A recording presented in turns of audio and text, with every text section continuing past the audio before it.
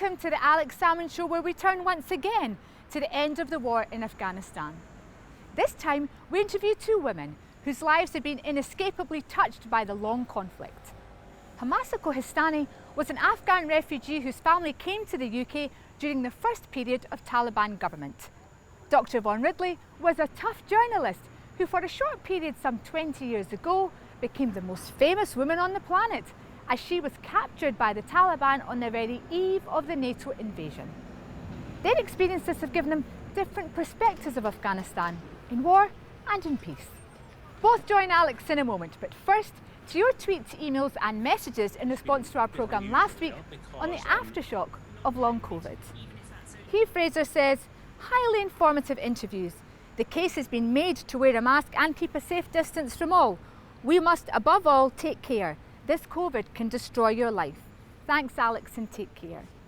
Joanne Watson says, thank you for this great programme, Alex and Tasmina. I've had long COVID now for 18 months and have long-term nerve damage, but brain fog has pretty much cleared up. So I feel qualified to say that I think Tasmina's analysis at the end of the programme was spot on. Thank you, Joanne, and we wish you well. Louise Hogg says, is it just a post-viral syndrome, identical to ME? Will ME now be taken seriously and properly researched? Or will people with long COVID be left for 30 years, told it's psychological, or even sent for damage graduating exercise therapy? Finally, William Nicholl says, thanks for that. There is definitely long COVID or continuous health problems even after the vaccine. I can truthfully say, since March 2021, my legs and lower back are someone else's. Some investigation too should be into a good few health centres in Scotland. Anyway, thank you for another informative show. Well, thank you, William, and we wish you well too. Now, Hammasa Kohistani is Afghan born, but her family fled their country.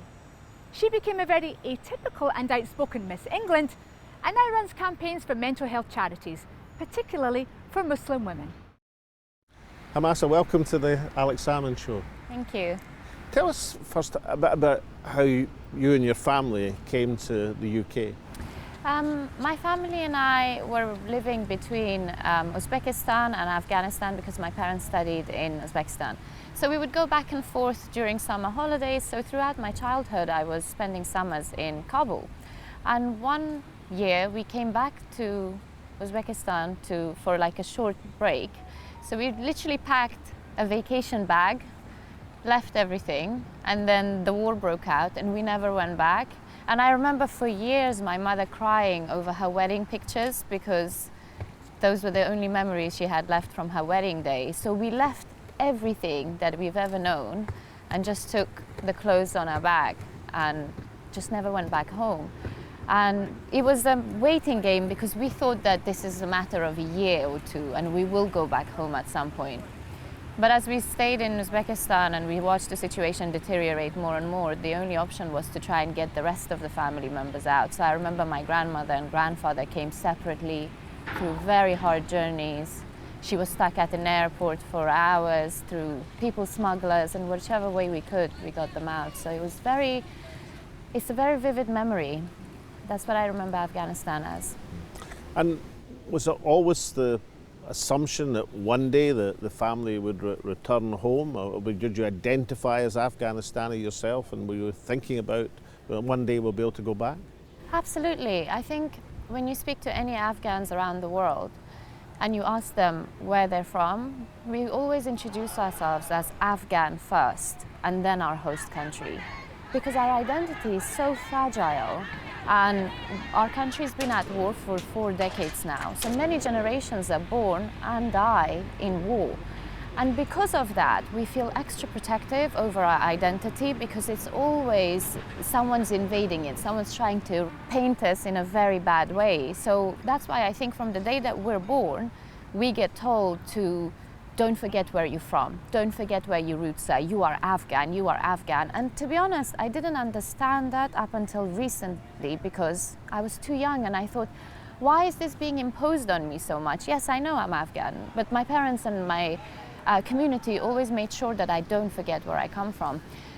But now, with the recent events and everything that's going on in Afghanistan, I feel exactly the same, and I will make sure that my children's children know that I was Afghan and that every generation of mine will not forget where they come from, because I feel so protective over my identity now.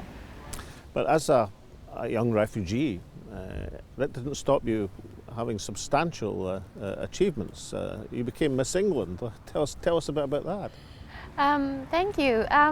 I mean, I started modeling at a very young age, which is very unconventional from someone of my background, but I was very lucky to have the opportunity to do that and also to have the support. And I really enjoyed what I was doing. And then the pageant came up, and it wasn't something that I planned to do, nor did I dream of being a beauty queen when I was young. But for me, it was, if I do this and I'm successful, that's giving me a platform to have to speak on the situation of my home country. But you are perhaps an unconventional beauty queen in the sense that you took the opportunity to speak out against the Prime Minister of the day, Tony Blair. Yes, I mean, looking back at that, we may have been a little bit rushed, because I was 18 years old at that time. So I was put on in the spotlight, and I had no media training. I just knew the situation in my home country. And when I got given the opportunity, I thought this is the only time that a refugee girl from Afghanistan will have the world listen to her. So I'm going to speak from my heart, and I'm going to say what I truly feel. And I feel like that was probably the naivety of my age, that I just spoke exactly how I felt. And but I don't regret it. It must have taken some courage. I mean, as an 18-year-old achieving a great achievement, but in a totally other field, to say I want to say something about the views of the Prime Minister, make a criticism, and that's quite a step to take as an 18-year-old.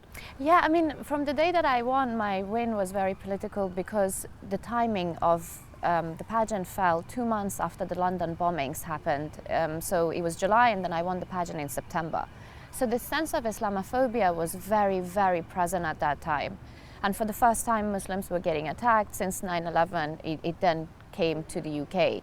And so we were constantly, every time I went and did interviews or I got introduced to people, they would look at me like I was lying about where I was from, because surely people from Afghanistan don't look like me or don't speak like me, because they had this image of what the media painted Afghan people to be like, or Muslim community to be like, just barbarians. And so I felt that it fell on my shoulders to get rid of that view or stigma that it was created by the media. So that's why it was just the timing of it, and it was my obligation. I felt like it was my duty to my people to change the narrative of the way the world was painting our people, which is again what's happening now. So your concern was Islamophobia arising from generalising the acts of some terrorist and saying, well, that's a whole religion or a whole range of people. That was your concern? Yes, whole range of people. And of course, because 9/11 was linked to Afghanistan, it was the wider Muslim community, but then in particular Afghanistan, because every time I spoke to people and they would ask me, where is your background from? I'd say Afghanistan. It's like, oh, Osama bin Laden. It's like, he's not Afghan. So yeah, that doesn't relate to me. But that's the view that people had of Afghanistan. So I felt like I was the fighter for the Afghan identity. And I did that then. And at that time, there was no social media or things going viral. So now that I'm speaking up, I feel that a lot of my Afghan followers feel that it's all very new to them. And this is not the first time I've done this. So I'm more than happy to fight my corner and fight for what I believe is right. And then you started your work in mental health, looking particularly at the mental health of refugees. Tell us a bit about that. I went through this myself, of course. So I think the way I fell into the mental health side is because I look back at everything that I had achieved, and also the battles and difficulties that I had to deal with as a migrant, as a refugee, as someone who didn't speak English, as someone who was always the odd foreign child at school, the one that didn't have nice clothes to wear until my parents managed to get jobs and earn money so we could. So I would always go to school in second-hand clothes or donations for the first few months. And then there I was 10 years later, representing England as their beauty queen, or being a model and being in magazines and flying around the world. So I felt like I had to share my journey and experience, because I understand the battles that people of the Afghan diaspora face or any other refugees face. And you know, if you're determined and if you keep strong and stay true to who you are, then you can achieve things and you can get there. And having said that, it's not an easy journey, but because I've done it, I'd like to share that knowledge and experience and help others flourish, because I know that we have so much talent. I know that we're just as intellectual, smart, motivated people and women, because I feel like Afghan women are so oppressed and they're painted as these, I mean, they're just dehumanized. You know, lives are getting lost left, right and center, children and women and girls with what's happening right now. They're just, you know, they're seen as numbers, as these blue ghosts with the burqas. That's all Afghan women are known as in the world. So I just wanted to show the world that no, we're also capable. We're just as good as anyone else. Thinking about the refugees who you've spoken to or helped through your work, give us an idea of the range of activities that these people are now engaged in across the full extent of life. Yeah, I mean, the people that I speak with, even in Afghanistan, during the last 20 years where there was a little bit of peace, there is a girls' robotics team, a girls' skating team. Like, you know, given the opportunities, the girls' robotics team built ventilators out of car parts to help with COVID, and it was actually working and functional and was used in some of the hospitals. This is the level of talent that's out there, but it's just that we're just not seen as people or humans, so we don't get those opportunities. And that's why I was always grateful and appreciative of the opportunity that I received, because that could have been me. I was just lucky to be born at a different place and a different time to different parents, so I managed to grasp the opportunities with both hands. But if all our people had the same opportunities as me, I'm sure that our country would be in a very different state right now. Now we're on the cusp of a further influx of some thousands of Afghan refugees, many of whom have fled the country in the most distressed circumstances. What would your message be to these people coming in, and what message would you have to the host community in terms of improving the life chances of the people we're welcoming into this country? We need to understand that these people have probably severe PTSD. They're all in trauma response at the moment, so it will take a very long time and it will be difficult. It's not easy. I'm hearing some horrific stories of refugees being stuck in airports for hours on end without food and drink, so their trauma hasn't even ended yet. So until they settle, it's not going to be easy. It's not going to be, you know, it's not like they came into an amazing new life. They may not get killed, but there is other ways and mental health that will just deteriorate and will be very difficult for them. But, you know, at the end of the day, they are the lucky ones that escaped, and we should all be grateful that we managed to help some people, and given this opportunity to have a new life, you know, it will be okay. It does take time, and they have the Afghan community here to help them, as well as other people, because I've had an influx of people who are non-Afghan who want to help and volunteer. So there are people who are very welcoming, and hopefully with time and a lot of help, a lot of mental health work, they'll be able to start a new life. And as for the host country, I'd say the media paints the refugees as this us and them always. But these are just people, and they're running away from bombs and, you know, mines, and they just want to have a chance to live and to have an opportunity to, like, look at me, I was given that opportunity, and I've done my fair share for England or for my job, my industry, and everything else that I stand for. So these are just people like me, and if you give them the opportunity, they'll also flourish and do their best. Hammasa, thank you so much for joining me in the Alex Salmond Show. Coming up after the break, Alex continues his discussion on Afghanistan as he interviews Dr. Yvonne Ridley. Join us then. Welcome back. Alex is discussing the end of the war in Afghanistan from a woman's perspective. He takes up the story with Dr. Yvonne Ridley. Yvonne Ridley, welcome back to the Alex Salmond Show. Thank you.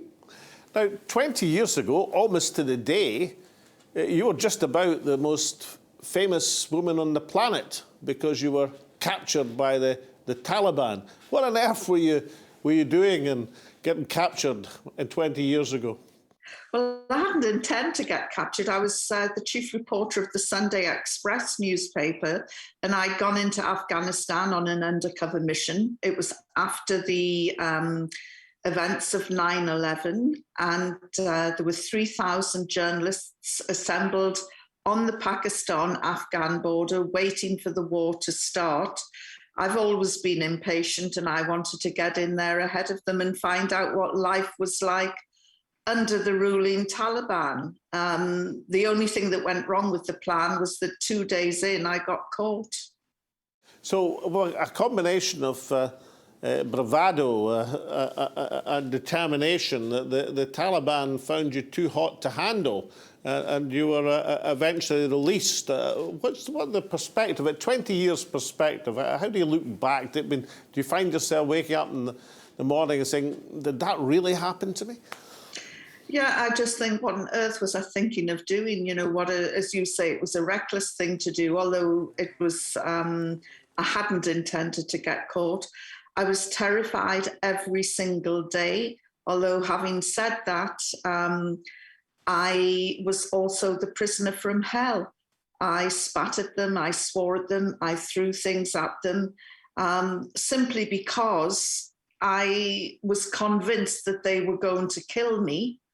And so I wanted it over and done with as quickly as possible. I didn't want any torture. I wanted to cut out the middleman, take me straight against the wall and shoot me. Because this is what happens in an evil, brutal regime. But they didn't. They treated me with kindness, and they kept saying to me, why are you behaving like this? You were our guest. We want you to be happy. So you came out of that extraordinary experience with a different world perspective. I mean, you came to the conclusion that it was time to revise the West's views on wars of state building, nation building, occupation, and where they were leading. Well, on my last night, by this time I'd been transferred to a prison in Kabul, and the war had started. And I suddenly found out what it was like to be bombed by Britain and America. And there's nowhere to run, nowhere to hide. I sort of thought to myself, if I get out of this, I'm going straight into the anti-war movement. And I did, as a matter of fact. I'm not a peacenik. I think, there's a role for the armed forces, but imperial and colonial wars and occupations, no way. In terms of the Taliban then, I mean, as a government, they'd been ruthless, vindictive, repressive of women's rights. From what you know, do you think they're still like that, or do you believe the new wave Taliban is going to be substantially different, or should we just wait and see? A combination of all three. I think that they've learned quite a lot. They've been out of government for 20 years. They've had time to reflect on the mistakes that they made. They were brutal, they were ruthless. But now I think that they're more mature, they're ready to govern properly. And when they gave a press conference, I was astonished, talking about women's rights. And I'm thinking, hang on, this is the Taliban. But they made all the right sounds. So let's see them roll it out. Let's see their deeds follow up and match their words. Of course, the progress that has been made for women in Afghanistan has been probably the only now justification for the intervention over 20 years. And no doubt some of that is real, but you're a sceptic about how that has touched the lives of most women in Afghanistan. Yes, I mean, it would be churlish not to acknowledge the women MPs, the women judges, the women journalists and TV presenters. However, I'm from a working class background. I like to know what's going on with my sisters in their working class areas. And that's basically where I've traveled to when I've been to Afghanistan. There are no career women emerging from the rubble of the rural areas. More than 2/3 of Afghan women still can't read and write. 10 million children were out of full-time education in the last 2 years because of the instability of the country. 4 million children will still not get into schools, and this was under the Ashraf Ghani government. And, they had a brand new school built in Kandahar, the spiritual home of the Taliban, but they had no teachers to teach the children.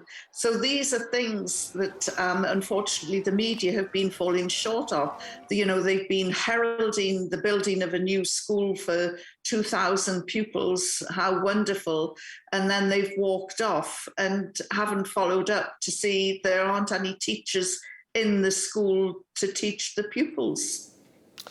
Well, now well past $1 trillion has been expended, mostly on military equipment and bombs and missiles and bullets and hardware and software. Have you ever considered what might have happened if $1 trillion had been spent on economic and social development of the people? It would be a paradise on earth with that sort of expenditure. Well, they've had 20 years to build a nation. And the eye-watering sums of money you've mentioned have been wasted on weaponry to replace the Taliban with the Taliban. Essentially, that's what 20 years of fighting has done. Now, I was looking into some history books, and that old rogue Robert Mugabe, when he became leader of Zimbabwe, he invested a lot of money on education. And in 2 decades, he turned Zimbabwe into the top performing country in Africa with the highest literacy rates among women. And the literacy rates, he got up to 89%.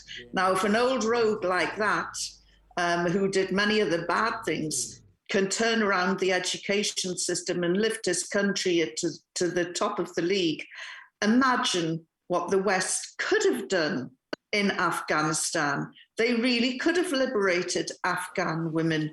They really could have brought in and lifted up the adult literacy rates. Instead, the only shocking figures that Afghanistan tops the league in is the amount of women who contemplate, try out, and commit suicide. Everywhere else in the world, the figures in every single country without exception are predominantly men, the highest figures. In Afghanistan, the highest figures of those attempting suicide are women. And it's about 3,000 a year. Now, that's a taboo subject, so it's probably much higher. But 80% of those trying to commit suicide in Afghanistan are women. And you have to ask why. Why? If women's rights are there, if liberation is there, if education is there, why is this happening? And I really wish that my sisters in Afghanistan ask the same questions. How much consciousness in your experience is there throughout Afghanistan of Afghanistan as a nation state at all? I mean, do people in various localities associate with their tribe rather than their country, or does it vary from part to part of Afghanistan? It is a very tribal society, that is without doubt. And the Taliban, once they show us the type of government they're going to have, they say it's going to be inclusive. And they've reached out to the Shia Hazara, apparently, which is new, the Tajiks, the Uzbeks, and the Pashtun. So it is very much a tribal society, but they are all Afghans. And I think that that is the commonality that will bring them together. Also, they've had 45 years of famine, strife, 2 occupations, and endless wars, and they're ready for peace. They want something new. And I think I'm really quietly optimistic this time. And finally, Yvonne Ridley, when you came out of your captivity with the Taliban, you were on public platforms and were a strong voice argue against these interventions and external wars. What would your message now be to Western leaders in terms of how they approach Afghanistan, in terms of how they could properly assist in the development of the country? Don't walk away. The last time you walked away, you isolated the Taliban on the international stage, and Afghanistan became a playground for every wannabe jihadi. So don't walk away, it won't work. However, if you're going to come back, arm yourselves this time with aid, with practical help, with selfless motivation. I'm not sure the West can do that, but that country needs an army of teachers. They've just had a brain drain. They need doctors, professionals who can help rebuild the country. And the West this time can try nation building without weapons. Yvonne Ridley, thank you so much for joining me once again on the Alex Salmond Show. Thank you, Alex. With the flight from the capital and the final collapse of the last embers of resistance in the Panjshir Valley north of Kabul, Western media interest in Afghanistan is fading fast. However, for those whose lives have been touched by 40 years of conflict, there is a more considered and sustained view. Hammasa Kohistani provides a not unusual immigrant's tale. Someone who by work and determination found fame and success in her adopted land, but still has never lost her affinity for Afghanistan. Dr. Yvonne Ridley achieved something in her brush with the Taliban which eluded the NATO allies in the 20 years of conflict. She bested them. Her experience conditioned her view on the futility of military occupations and interventions, and instead now calls for armies of medics and teachers to assist the Afghan people. From both these women comes a perspective more enduring and more important than the instant reporting of the bloody and chaotic flight from Kabul. And so from Alex, myself and all at the show, it's goodbye for now, stay safe, and we hope to see you all again next week.